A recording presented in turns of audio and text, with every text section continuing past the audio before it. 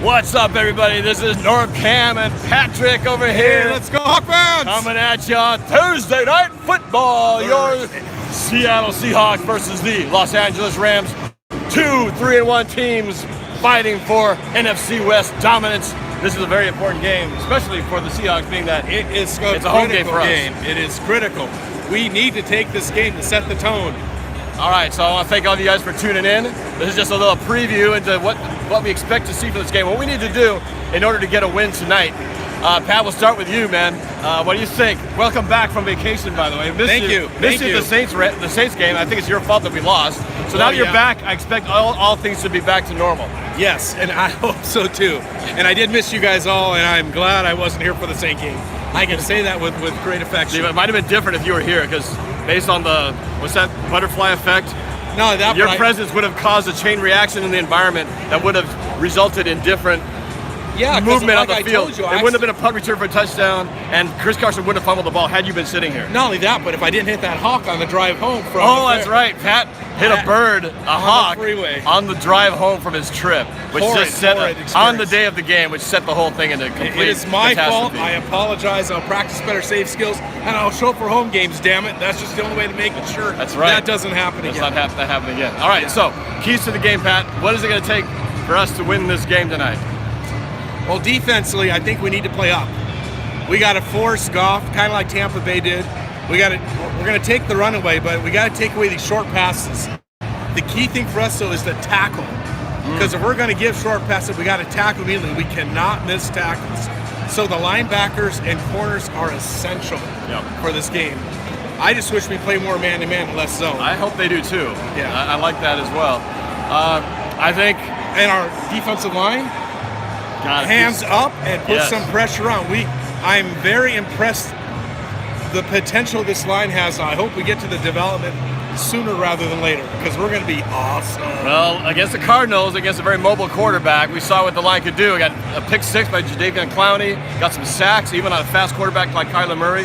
We know that Goff can't run like that, and so we can get our outside pass rushers to get some pressure. That's the key. I think in all these games where Goff has struggled, it's because the pass pressure got to him, including the Super Bowl last year against the Patriots. So we got to dial up that pressure. But like you said, we got to tackle.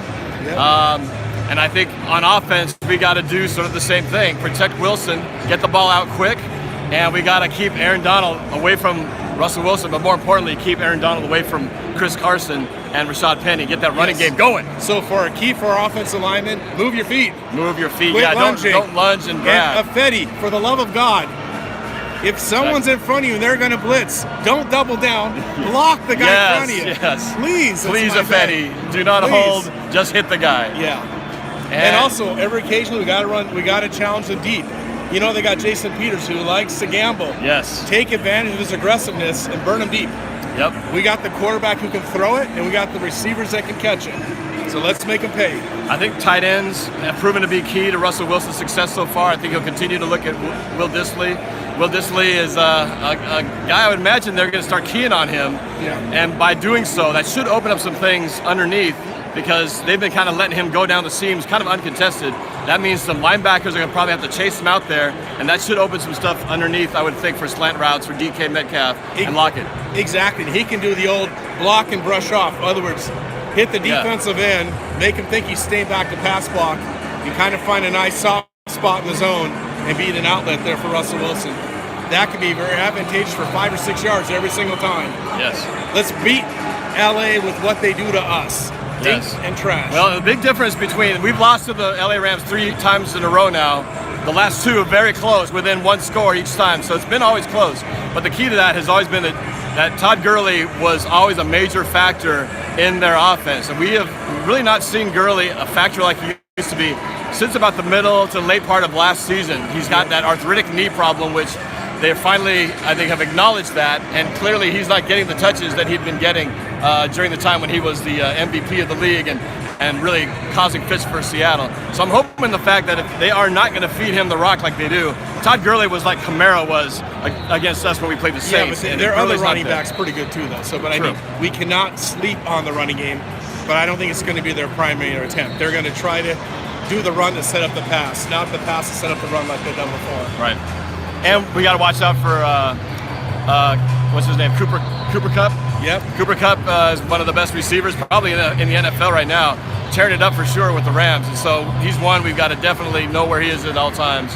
Well, like I say, put your hands on the receiver in the first 5 yards. Push them off their routes. Yeah. That's what we got to do. Break up the timing. Yep.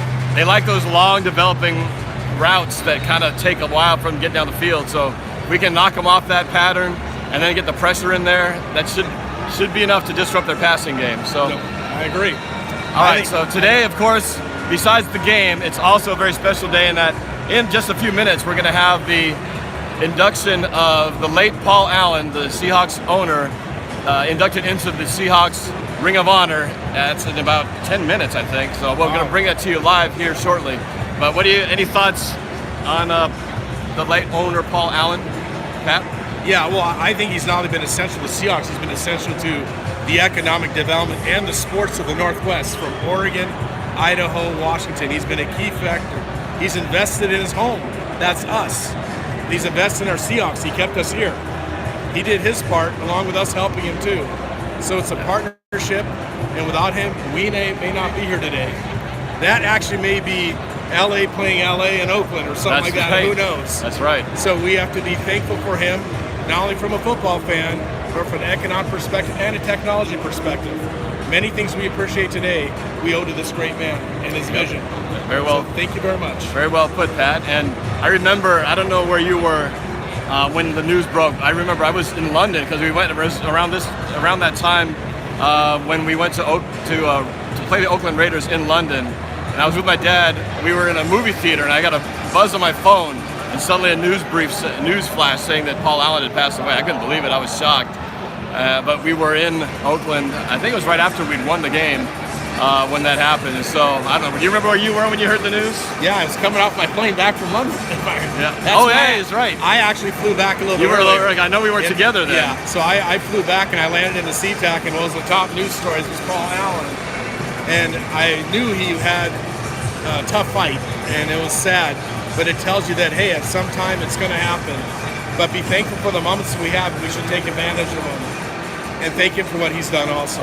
He definitely made the most of his time here and had an impact on not only this community with the Seahawks, but all the other things that you mentioned that he's done. So it'll be fun to look forward to seeing this tribute. I'm sure it's going to be very moving, and hopefully it inspires our players just that much more to beat the Rams today. Yeah, and let's hope for some northwest rain as we beat the Rams. I know, it's been drizzling on and off, but it doesn't look like it's, well, a lot of clouds in the sky. It's going to rain. It's going to. I want it when Goff is going back to pass and he slips and falls, but he's back at the 10-yard line. That's right, ball drops the ball, hands. and either we get a safety or a touchdown. Yep. That's my.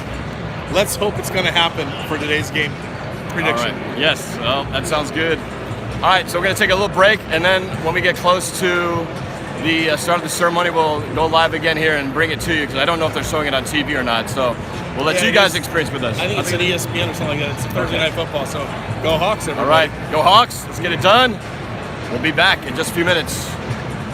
Go Hawks.